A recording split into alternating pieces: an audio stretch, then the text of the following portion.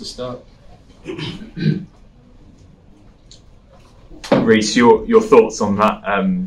That batch of ODIs for you, probably a pretty big moment for you in your England career.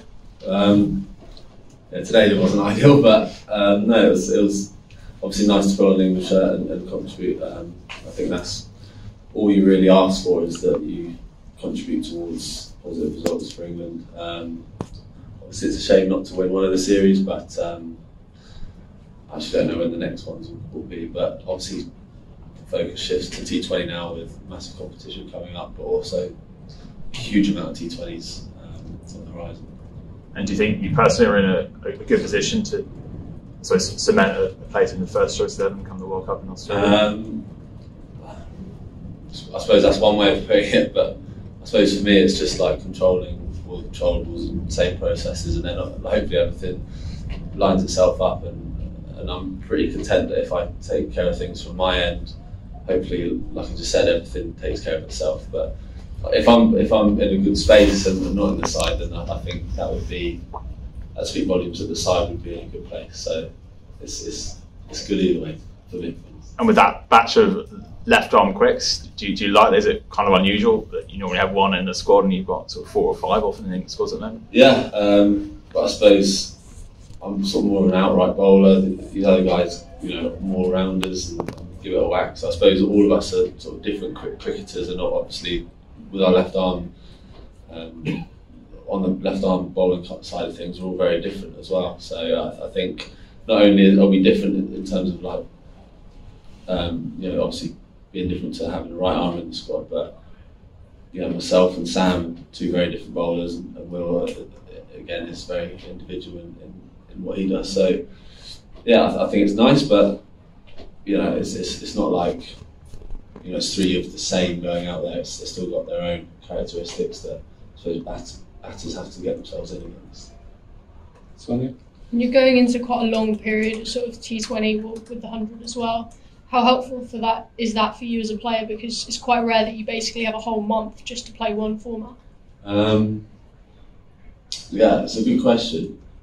I suppose, yeah, it is a block of T20 coming up, and I suppose that is good in the sense that you can hone your skills and you don't have to change between formats.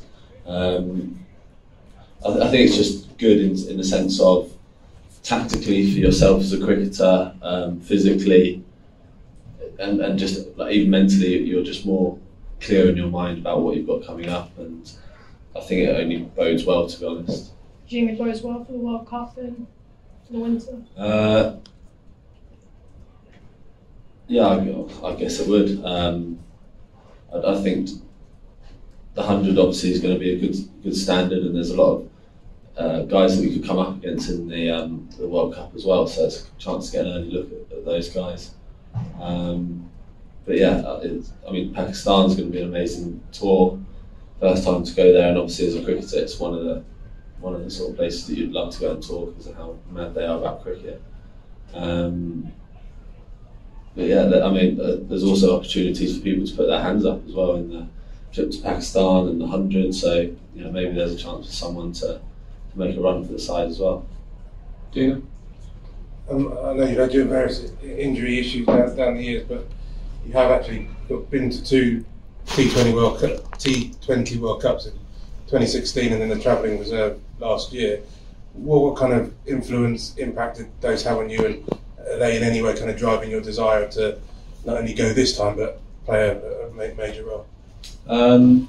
Yeah, I suppose the first one didn't go well for me. I think I was young, and I know sort of why I didn't do well there.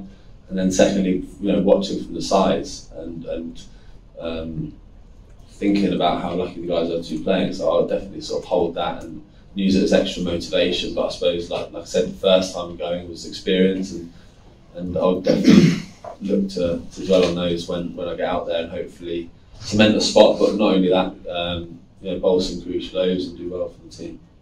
You said that you know why it didn't go well last time. I've got to ask, what was that?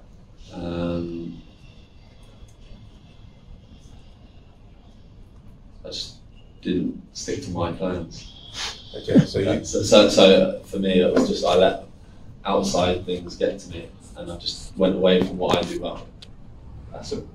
so that, even though it was a disappointing experience maybe at the time, it should have a positive. Oh, absolutely. impact now. Even when it comes to T20s and there's like outside influences telling like plans or tactics or whatever, I definitely sort of go back to my mark and always think about those moments, and then I think, right, back yourself and work something out. So I think it's definitely paid off already. Mel? It sort of feels like, you know, you've had these two parts of your careers, or before all the injuries and then now after. And I just wonder if you look at something like T20 World Cup and your participation in it and wanting to be part of it, do you look at it differently after injuries, and if so, how? Does it change your... Yeah, it's interesting what you said there about like two careers, because it definitely feels that way. Second career, I suppose like you cherish everything and you sort of take it in a lot more, and obviously like I just said about experiences, I feel like I've got a lot of experience that I can use, and I think that bodes well a lot, especially in, you know, when you bowl at the death or whenever, when you're in pressure scenarios. So that I think experience actually helps you keep your calm head in those situations, and well, hopefully I'll get some more success in taking those learnings and actually implement them in the World Cup or games for England. Alan? You've played under two England captains now. Obviously, Owen Morgan's, everyone knows his sort of legacy. But has there been a big shift in terms of the way Joss approaches it? What are the kind of similarities and differences between their two approaches? No, I think it's quite a natural shift actually, because in like limited games for England, I've actually played under Joss as a captain where Morgs was injured or whatever. So it's actually almost like a seamless transition into it. The change room's very similar as well, so I don't think it's too much about a change in feel around the changing room. It's almost like more of the same. Obviously, there's, you know, some guys that at the start of an ODI career that have just come into the team as well. But yeah, it's not a case of a rebuild or a different feel in the change room. It's just more of the same. And well, hopefully we get some serious wins, because I know Joss will be keen to get his first. Let's skip that. Cool, we're done.